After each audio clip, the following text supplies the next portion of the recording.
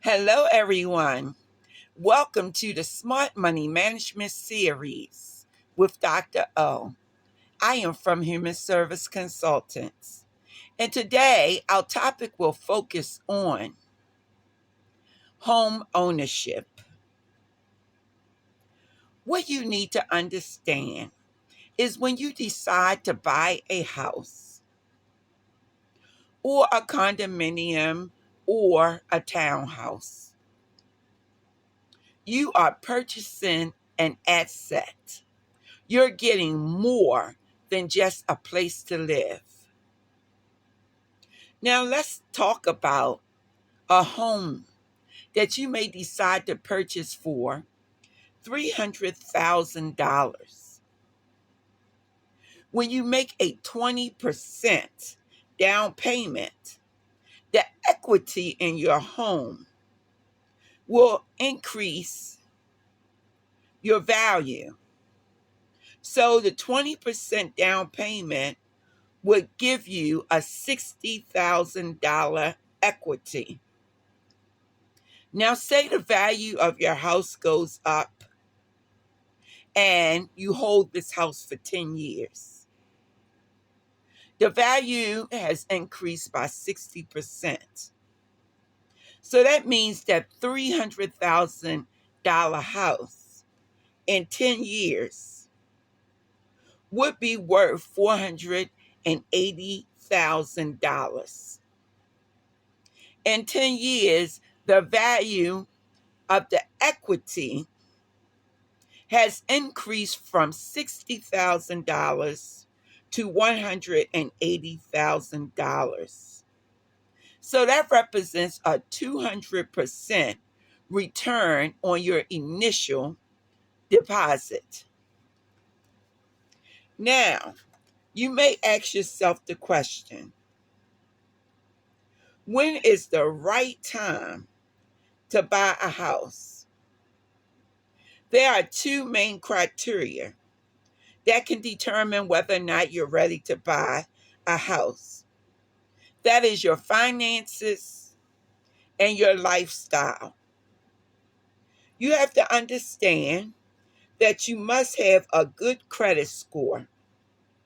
Because if you are a mortgage broker, you want to guarantee that your money will return to you over time.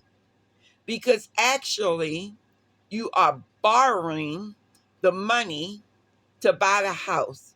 You're only putting 20% down. So that means that 80% is given to you on a loan. So the mortgage broker will review your credit score, your credit history, your income, your debts, your assets to assess your ability and likeliness to pay back a mortgage loan. Typically, the biggest one-time cost is the down payment, which can be as high as 20%. But also, if you are a first-time buyer, you may get a discount. So keep that in mind. Then you have your closing costs, which are the expenses such as the appraisal for the house. That means how much is it currently worth? The inspection, because they want to make sure that the house is in good condition before they invest their money. The lender's fee, the prorated taxes, and the insurance that everyone must carry on a house. Because so, for example, if a house burned down, you want to be able to replace that house. So homeowners insurance is required. So let's move on. As you move on, what you need to understand is, once again, you will have property tax, homeowners insurance, utilities, and maintenance costs for the home. Keep that in mind before you decide to make a purchase. Now, there's always a good time to buy a house based on the housing market. You may be wondering if you can somehow time the market. That is to predict the best time to buy or sell the house so that you can have maximized profitability. So that means you want to buy or sell a house when the market is good so that you can make money off of the house if you decide to sell it. Now, typically, when you think about buying a house, you have to understand the economy. Is the economy in a downturn? So that means are buyers less likely to commit to large purchases because the economy is bad? Or is it in a good economy where people are more likely to make a purchase? So keep that in mind. Is the market good to purchase a house, or is the market not so good to purchase a house? Now, there are some common myths and misconceptions about buying a house. Here are some of them. It's cheaper to rent. Well, it may be cheaper to rent in the short term, but buying a house can save you money in the long term. Number two, you should find a place first and then apply a mortgage. Sometimes it's better to get pre-approved for a mortgage loan and then look for a house once you have the money secured. Number three, being pre-approved guarantees the loan. Once you go through the process of finding a house, you need to have the full mortgage loan process completed because your financial and your employment situation may change. Number four, you should always go for a 30-year fixed loan. Well, it depends.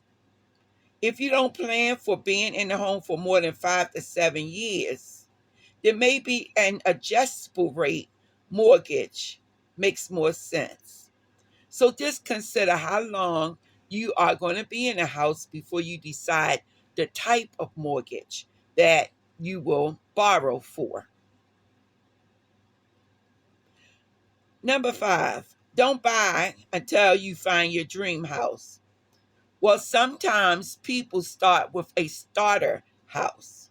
So that means that they're buying a house, but they plan to sell it after they make some money, and then they want to go out and buy the type of house that they really want to have. And the final myth, a fixer-upper is a good bet. Well, it depends on if you have the time and the money that's required for a renovation. Sometimes the renovations can be costly.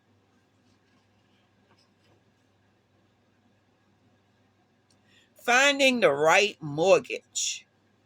That is our next topic of concern.